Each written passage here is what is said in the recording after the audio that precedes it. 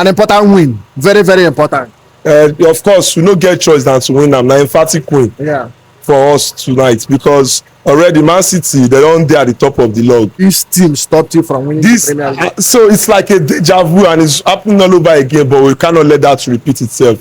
From history we've learned, from the past we've learned, and we know that tonight's game is a must win, and that's why we must win it whatever the cost is. One goal up, 3 points, bottled, sealed, and we are going back to N5. A goal for Gyökeres tonight. The penalty kick.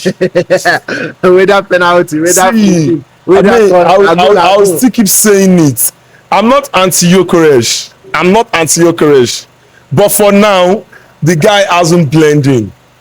Tomorrow he might peak, but for now he hasn't blended. Maybe because the philosophy of Arteta, or I don't know.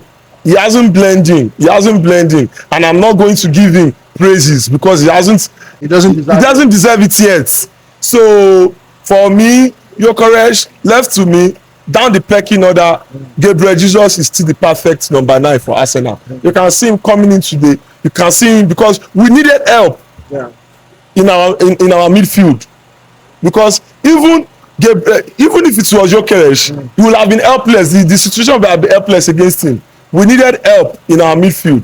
So we needed a striker that can fall in deep, assist with the link-up play, with the build-up play, with the run-up play and everything. And that's exactly what Gabriel Jesus did. He understood that we needed help in that midfield. And he came in helping Odegaard and Rice in offensive. So that's it.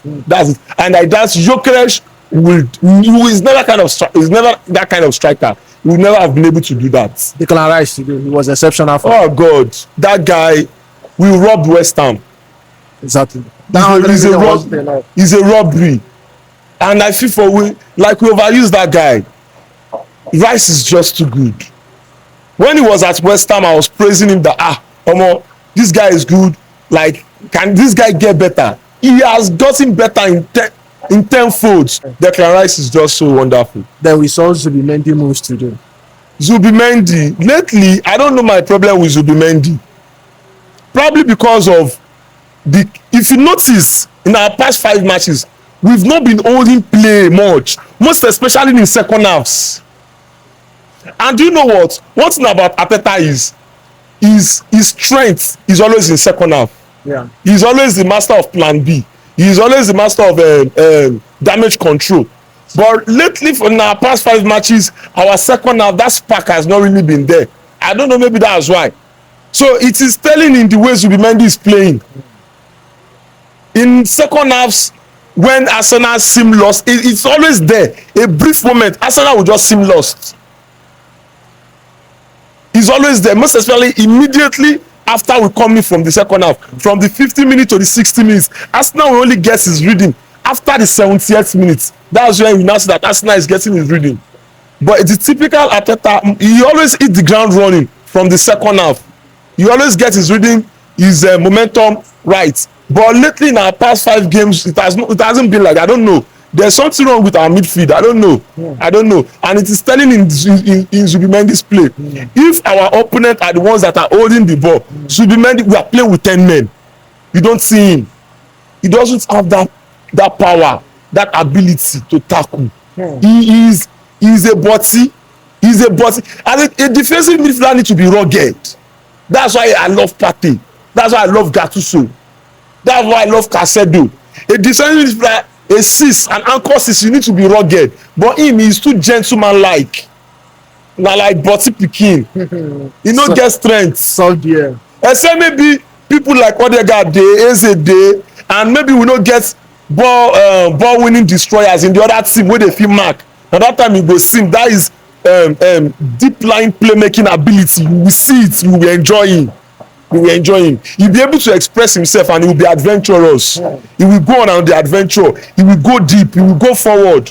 You will enjoy Zubimendi. But once you have a team that they are the ones that are holding the ball, forget, now 10 man Arsenal they play. That's a late attack on a penalty. It's never a penalty, and I will tell you why. Because both players went for the ball at the same time. It was synchronized. It wasn't like the guy's feet was already up.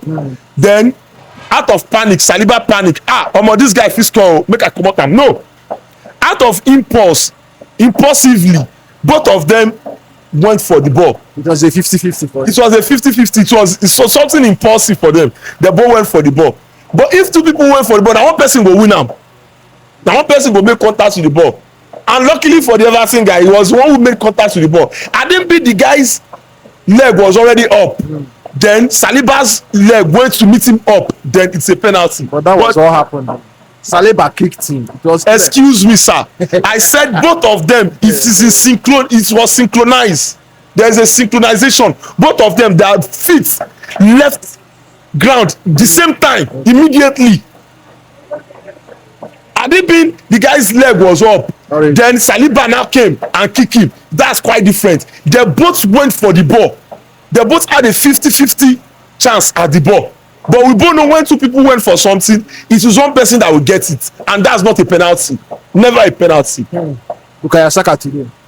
Great. That's what you see. Saka has not been himself so much this season. You know the Saka we know. But there's something in Saka's style of play that I've noticed. If you notice, he's aging. Age is not telling in his game. That's Is the age of fatigue? Too many games. I would say it is aging because talk of fatigue, like he has been having enough time to rest now. There are so many matches he won't start, so many matches he will be subbed off 70 minutes, 80 minutes, 60 minutes, and people like Madueke will come in.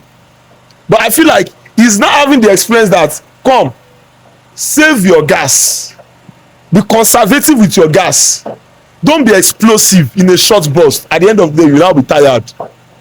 Only strike when you need to strike.